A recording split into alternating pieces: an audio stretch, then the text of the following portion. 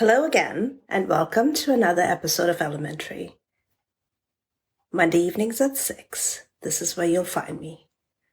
For all of you who we have not met before, my name is Jacqueline Watson, and I'm with Sutton Group in Toronto, Sutton Group Tower. I'm a realtor, and I interview businesses. So today my guest is a hot topic guest. Everyone is going to love this, and we'll wait to get started as soon as I see him asked to join.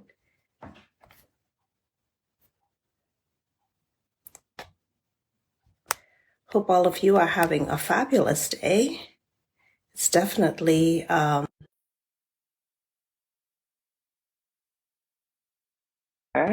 considering the weekend we had, right?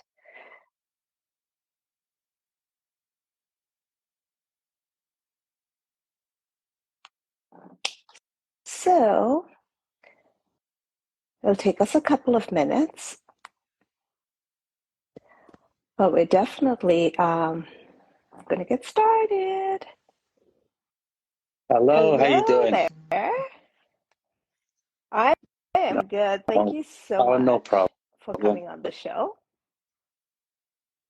So the last couple of weeks, full disclosure, for some reason, I've been getting some lag on my Instagram. So I am going to wait a couple of seconds before. So if you see a little bit of dead silence, I'm just going to try and improvise. But I think it's corrected because I did some stuff. I don't know. We'll figure it out as we go. So we'll get started. Introduce yourself. Yeah, absolutely. So my name is Steve. I work under Musa Mortgages, obviously, which is my Instagram name. And I'm working for iConnect Mortgages right now, which is a branch of DLC, or better known as Dominion Lending Center. Mm-hmm. Okay. All right. Great. So your name is Steve, and your Instagram handle is? Yes. At Musa Mortgages. Right? And Musa is my last name. Perfect. Oh, okay. Mm-hmm. Okay. That's great. So tell us a bit about yourself, and you told us who you work for, maybe which area you cover. And yeah, absolutely. So I essentially work all over GTA. My brokerage, which I'm sure is pretty common right now, but a lot of the work can be done online.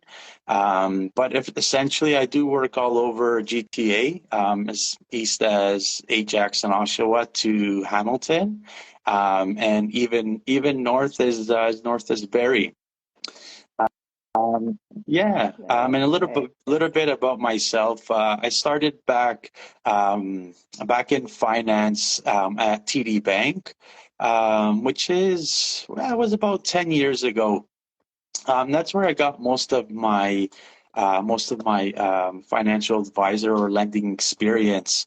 A few years later, I did get into the investing side. I was a financial planner. For about 5 years at TD with TD Wealth Management before I decided to go on my own and work at iConnect.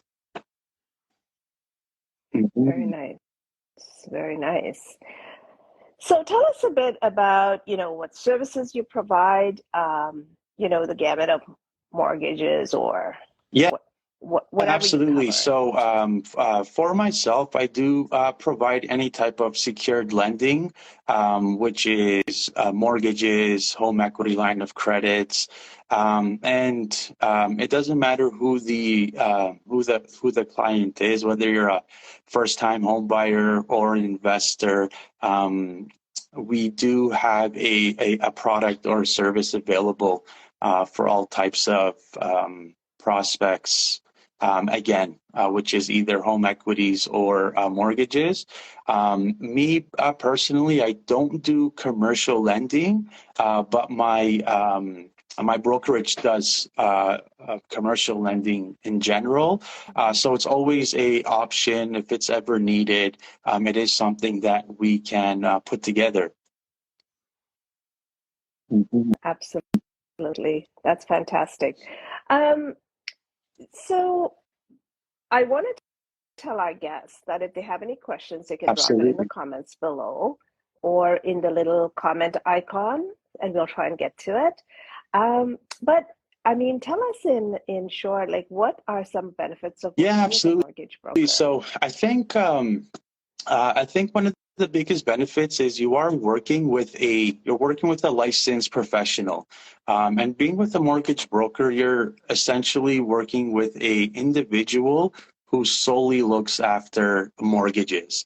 And just to very briefly compare it to like a financial advisor or going to a bank that is offering the same services, that financial advisor is looking after a whole bunch of different types of services and products, whether it's opening up checking accounts, doing RSPs, and whatnot. Mm-hmm. For a mortgage broker, it's essentially specifically around lending.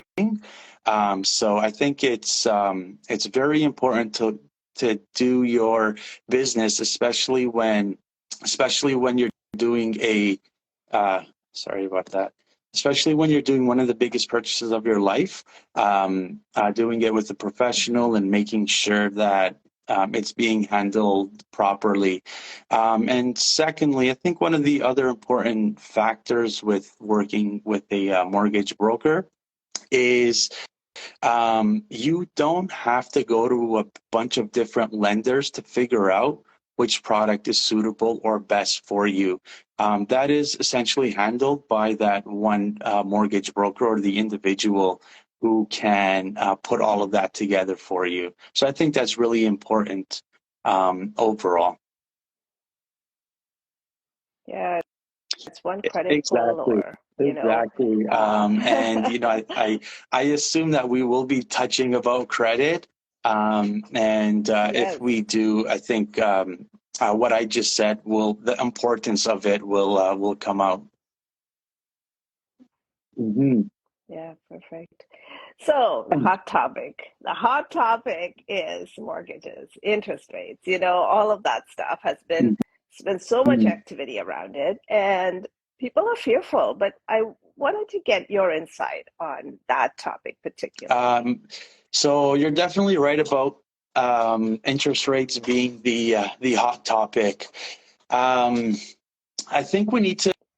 I think we need to understand how we got here and why we got here, and how all of that is Mhm. is is broken down.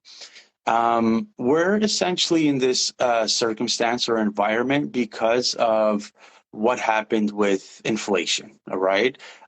Last year, I think it was around March, where the Bank of Canada started to increase interest rates, and that led to, I think, 8 consecutive hikes that brought us to where we are now.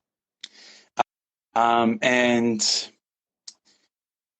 when with the rates of where they are right now, I can't help to think that we're going to be in this environment for a little longer than we would like to. Mhm. Yeah, there hasn't been much movement. I mean, I don't want to be, I Yeah. there's two parts to it, right? When you ask some of us who've been around, a 4%, 5% used to be the norm Right. even 15 years ago, right? And we got very, very lucky with these 2%, right? Now, I Hmm. mean, home prices are a lot higher, but yeah, but it's definitely, a hot topic. And this is one of the reasons why a mortgage broker is so important because I feel like they do take more time, Right. at least with my clients, right? Like they do take some time to explain and look at different products as opposed to just one product that, you know, somebody is pushing out to the client, right? They are looking at it as a wholesome picture. Um, if you go to a bank that doesn't accept those that amount that the government is giving for first-time home buyers, the down payment amount, Right.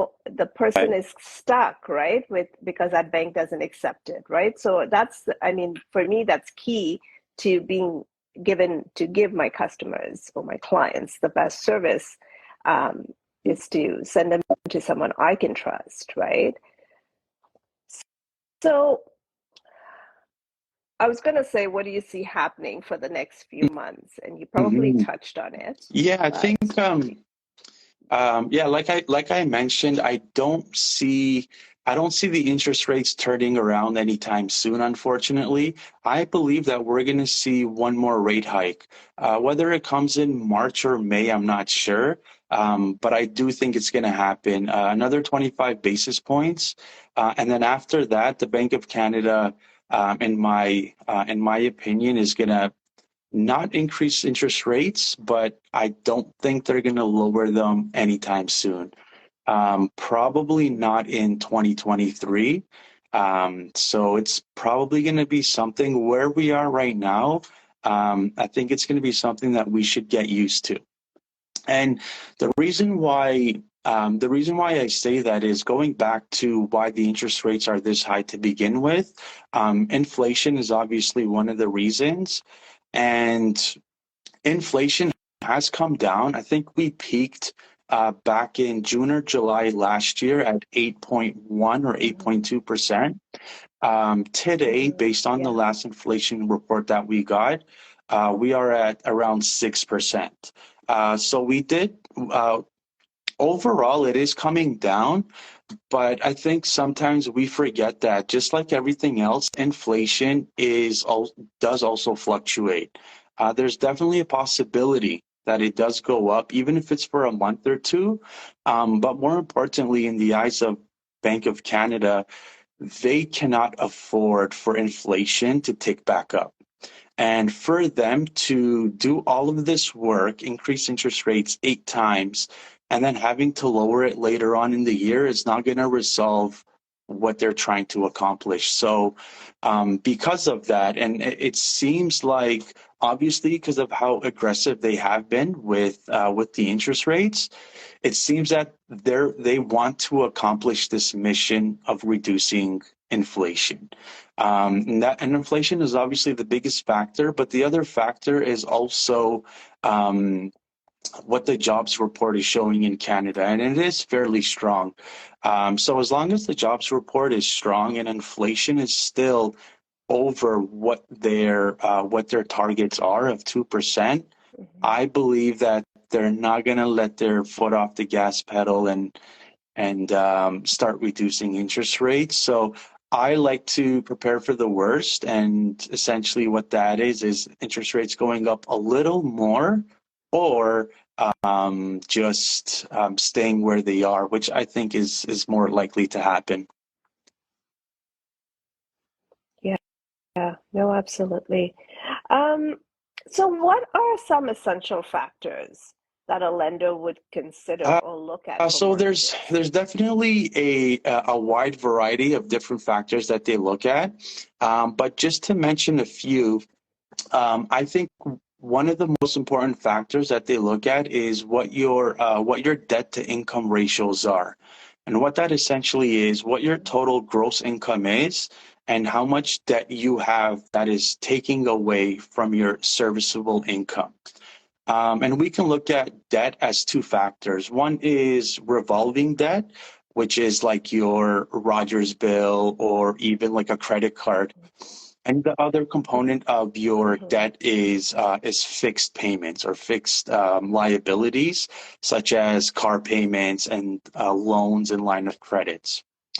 So um, thankfully, the revolving debt is not considered into your ratios of getting approved for a mortgage, but your fixed liabilities are. And that is definitely one thing that's very important that all lenders will essentially look at. Another factor that lenders look at is definitely your credit or your credit score. Um, Now, it's important. for us to know that your credit score doesn't have to be amazing to get a mortgage, but it does impact the capabilities or the circumstances of the mortgage. However, it is very important of what your credit score is. Um, Another thing that I believe that goes unnoticed a lot, but it's actually your work history. And that is very important to a lender when they're looking at approving somebody for them. And that could be anybody. And the reason why your work history does go a long way is they want to know that you have an established role or career with an employer and you haven't been there for 1 week, a month, 2 months, or whatnot. So the duration of your mortgage, of your employer definitely goes a long way. So if you know you're about to apply for a mortgage, I think the last thing that you would want to do is switch employers and be at a new place for a week, a month, or whatnot. That will definitely have an impact, or it could have an impact. Just to name a couple others, the size of your down payment does matter. And the reason why it matters is because that determines how much risk that the lender is taking. For example, if two different individuals purchase the same value of two homes and one puts 5% down, the other puts 20% down, obviously the lender is taking a little more risk with the person who's only putting 5% down because they're carrying 95% of the value of the home. So I think that it's a little, we can only control so much what our down payment is, but it definitely is something that they look at. And lastly, another one is the type of loan that you're asking for, whether it's a mortgage or even a home equity line of credit. It does have an impact, or the variables of the conclusion of your mortgage application. It will determine or impact the overall mortgage. So that's just to name a few. That's not all of them, but I think it's a few that we should definitely consider, and one of the most important ones. Yeah. No, definitely. Those are among the highest ticketed items that people look at. At least, I know that credit scores is, while it's not Mhm. the determining factor, it does play a role. And the way I look at credit, it's the modern currency. That's how I look at it, right? I mean, even if you Mhm. go rent a place, they're looking for, they're looking at your credit. They are starting to look at your income to debt Right. ratio. They're doing all of that. And, I mean, I can't say it enough how many young people or how many people come to me and they just don't have any like insight on Yeah. credit and how to keep that um, how to keep so if someone had like a little bit of a uh, bad credit or a little bit of a delayed Mhm. payments, what what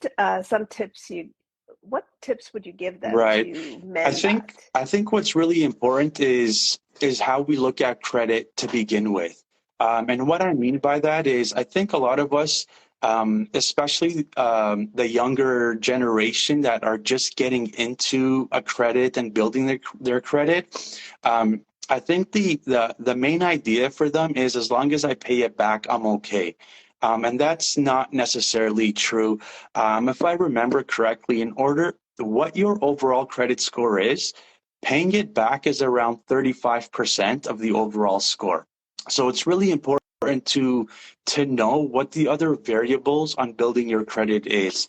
And I like to go by a quote that goes, um, a a person, a lender does not only want to know that you're responsible enough to pay back what you owe, but they also want to know that you're reliable enough to pay it back on time, right? So I think it's very important that we take in both, or for a person who's trying to build their credit to understand that paying back what you owe alone is not enough, right? Paying it back on time is just as important because that determines your reliability, and paying it back is obviously determines your responsibility. So a very little tip that I can suggest is, I know especially right now with where inflation is and what's really happening, it can be hard, right? What I would suggest, just to back up or build on that being reliable and paying it on time, is to set up your minimum payments for whatever liabilities you have. So for example, on your credit cards, if you set up a minimum payment, then it's usually around 10, 15, or $20 that the credit card would automatically deduct to pay towards what you're owing. And that little minimum payment would help you being reliable on paying it on time. Whether it's how much you pay is not as important as making a payment on time. And that's why if you set up these minimum payments, you're not only paying it back, you're also reliable enough to pay back on time. And overall, that will have a beneficial factor on your overall credit. Yeah. I mean, I know it's I know people get caught up in Mhm. credit card purchases, and I mean, Right. I don't use anything other than credit card. But one thing I can guarantee, you know, is I'm not going to buy if I can't pay that amount up by the end of Right. the when the payment comes due. And that's just me, because when I look at how much I'm paying, and I know the people who lend me money probably don't like it, but when I look at how much Right. I'm paying, I can buy another one of something. Right. That's the way I look at it, right? So, but I know lenders make money Right. lending people money. That's how they make money. I mean, clearly not, you know, Hmm. as much as I can. I'd like to keep them in my pocket, right? But I just wish people had a little more insight, you know, especially when it comes to like even if they were not looking to buy Hmm. a house, you know, for rentals. Like, I mean, I don't know how many people come to me and they don't have, you know, those proper numbers, and some people just get Right. fixated on the numbers, right? Um, but so lately we've been seeing some, you know, delays in closing when people are buying Right. directly from the builder. Sometimes the builders are asking for more money on closing, um, or the buyer has a change of circumstances. What tips can you give someone who falls into that situation? I know that's a broad Right. kind of question, but what Well, tips I can think you? the most common situation that buyers are having today with new builds is what they paid for the home. Now that it's closer to closing and going through the financing process, they're realizing that the appraisals are coming back much less than what they purchased the home for. That is that is the I think that is the most common issue that is happening around builders right now, which is very unfortunate, right?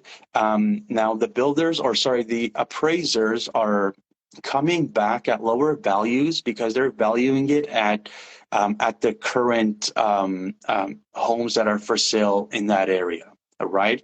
Because these homes generally were purchased about 1, 2, or 3 years ago. So now that they're coming back, it is left on the buyer who has to put a much larger down payment to make the difference of what they purchased the home for compared to what the appraisals are coming back. I think this is the general problem that buyers are running to when they're dealing with builders.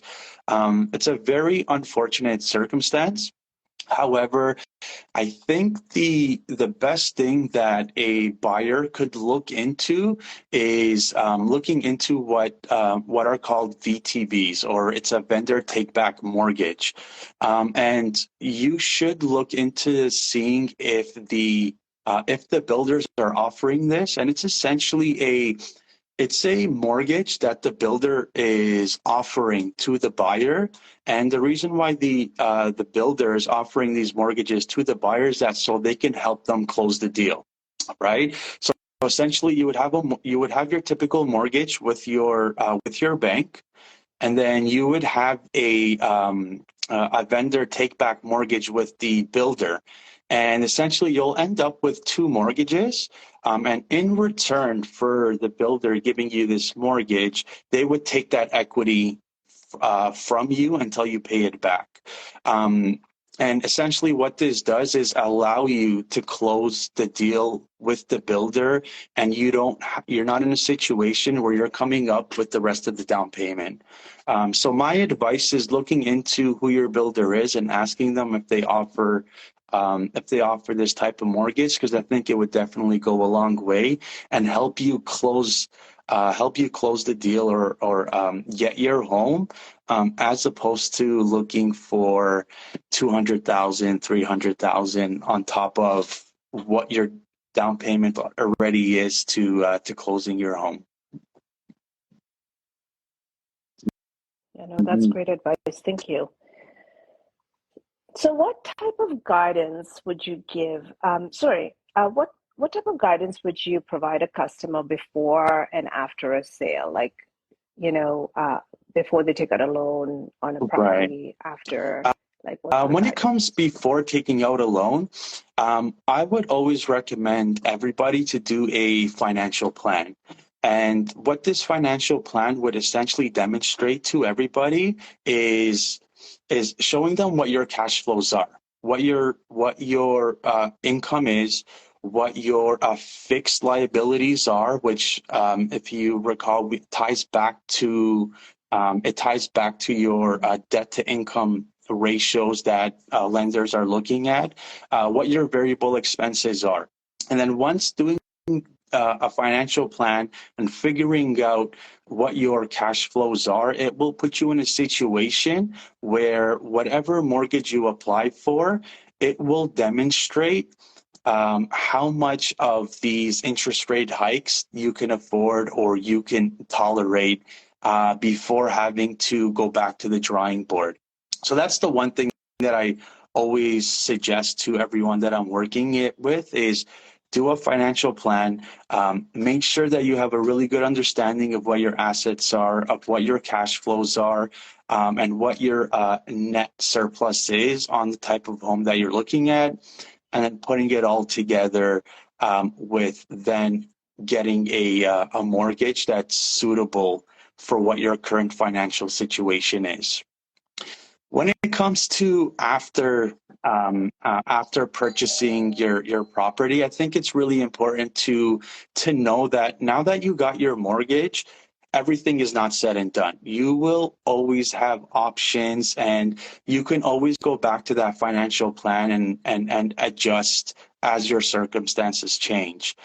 So I think that's really important is knowing not just the numerical values of your mortgage, but also what your mortgage comes with. So is it portable?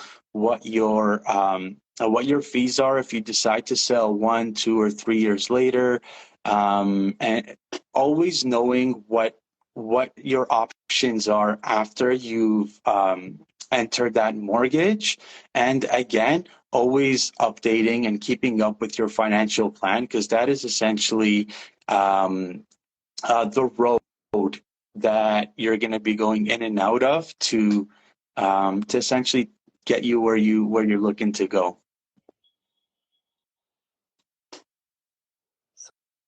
Sorry, I have somebody who's That's desperately okay. trying to ring my doorbell. I'm not sure why.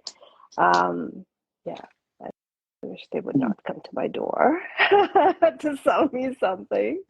Um, what advice would you give someone looking to buy a home in the current market?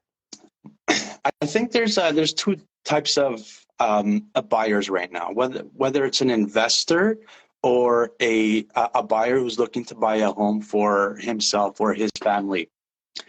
My advice to anyone looking to purchase a home is to ignore what the current environment is.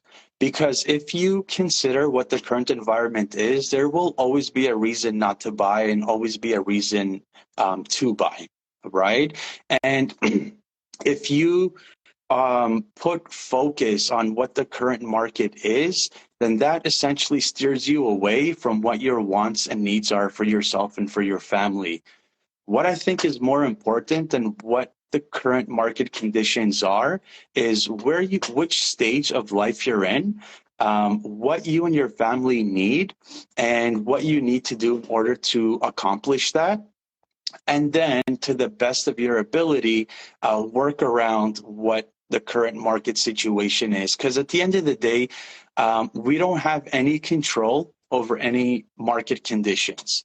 And if we are concerned about what the market conditions are, then there will always be a reason for us not to buy, or always be a reason for us to buy when we shouldn't have, or reasons why we're not going to buy when you essentially could afford it and you need it for your family, whether your family's getting growing in size or whatnot.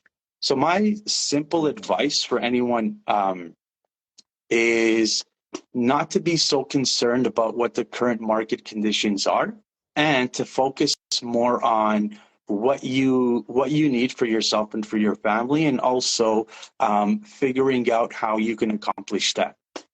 However, it is a little different for investors.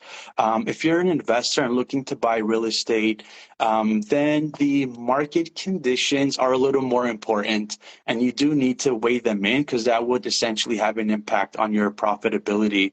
And from an investor perspective, I think it's just important on looking at what the investor's cash flows are, how much equity they're putting into the home, and what the rate of return is. And if there's a net positive, and the home is selling at a discount based on where it was, then I think that would change the differences. And regardless of what the market condition is for the investor, determining what your cash flows are, if there is a net profit that you can generate, then I think it's not a bad time, considering that there has been a decrease in real estate, but at the same time also reevaluating what your risks are, and knowing that we're not out of the woods yet. The central banks have never been so unpredictable today, and to be prepared for worst case scenario, which again ties back to doing a financial plan or doing a cash flow, and seeing if you can handle the current market situation and it getting a little worse. Seeing if it all works out and it's still profitable for your investment, then I think it's a great idea to move forward.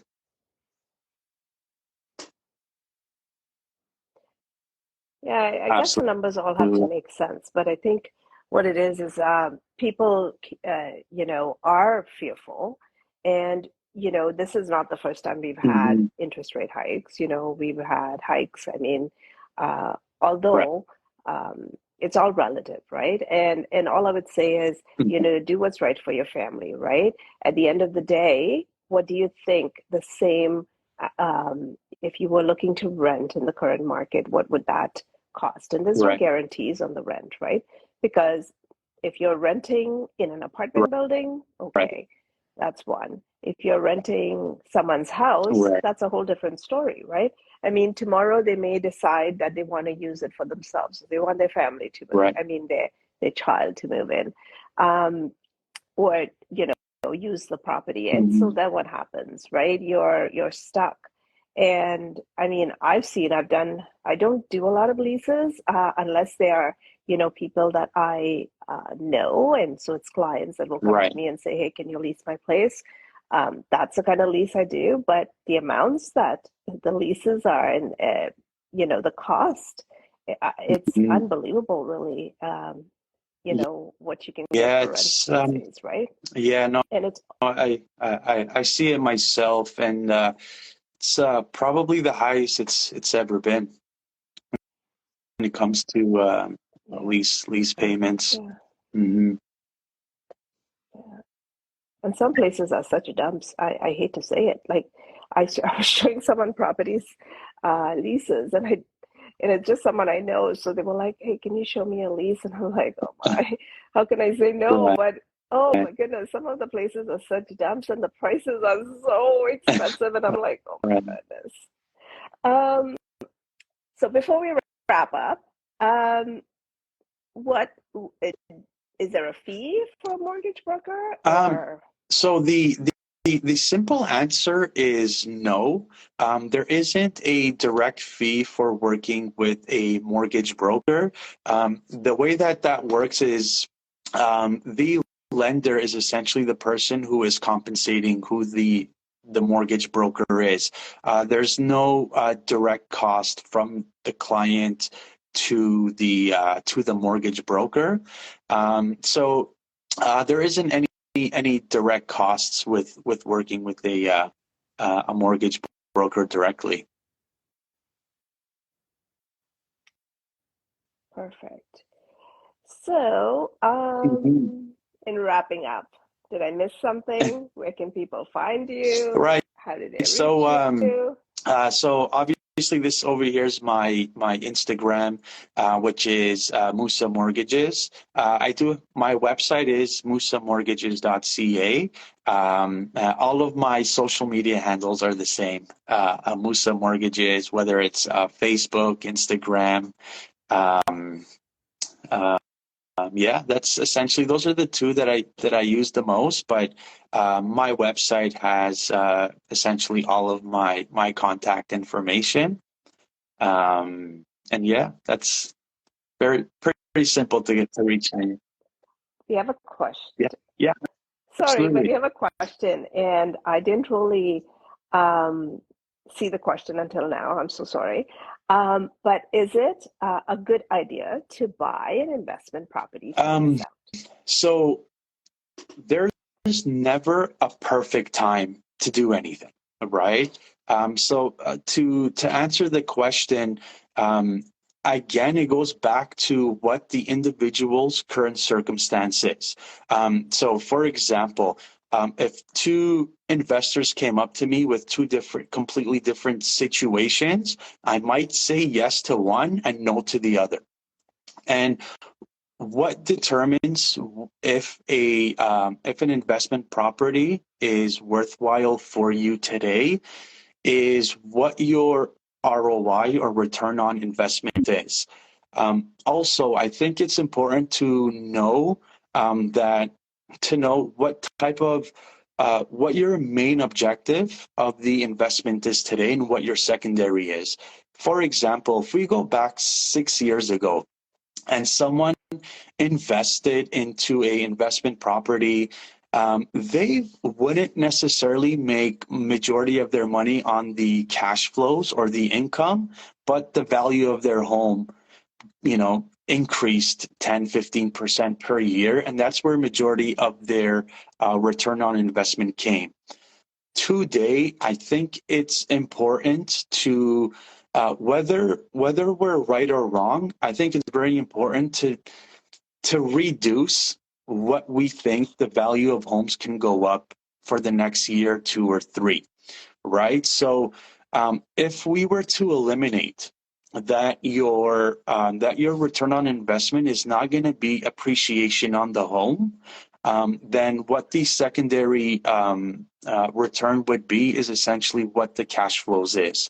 How much are you paying total? What is it costing you total, and what your lease is or what your income is on that property, and what your net income is on an annual basis. I think it's important today to look at what your net return is on an annual basis instead of what the appreciation of the asset is, because it's a little less controllable. It's a little unpredictable for the next 12 to 24 months.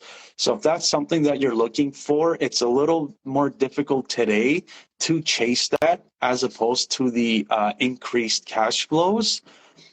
But if the investment property is something that you are considering holding for the next 5, 6, 7 years, then I think it's definitely not a bad time, because like I said earlier, the prices have dropped. You'll know the numbers a little more than I would.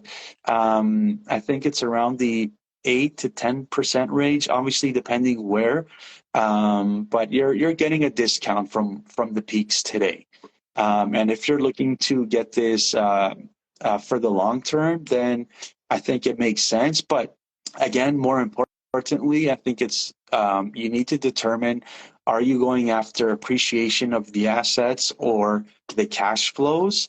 And that should lead you to making your investment decision. Yeah, and if you have any questions, give us a call. Absolutely. We're happy to help you out.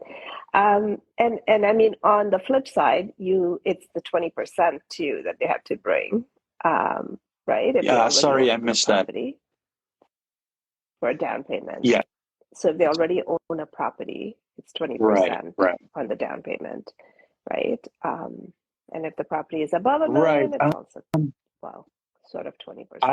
I Sort I of. believe that there is a circumstance that you could put 5% down. Um, I don't know the full details, but if when I do find it, if you'd like, I can share it with you. There are certain circumstances that you can put 5% down on a second property and not just limit it to one. So there are situations that allow that, and I could share it with you, and it can definitely make a big difference on taking you to your first, second, third investment property. Perfect. So that was a good show. And we went Yeah, way over sorry our about that. time, because typically I say 20 minutes and we hold it, we hold attentions. But thank you for all of you who spent this time with us. We so appreciate it. And for all of you watching, my name is Jacqueline Watson. I'm a realtor with Sutton Group Tower in Toronto. And I do this show Mondays, Mhm. Monday evenings at 6. And my guest today at Musa Mortgages, follow him on Instagram. And thank you so much, Stephen, for actually spending your time with me. It was a wealth of Not a information. So problem. thank you again. Not a I really problem. appreciate it. Thank you. Thank you. Good night. Bye-bye. Thank you. Bye-bye.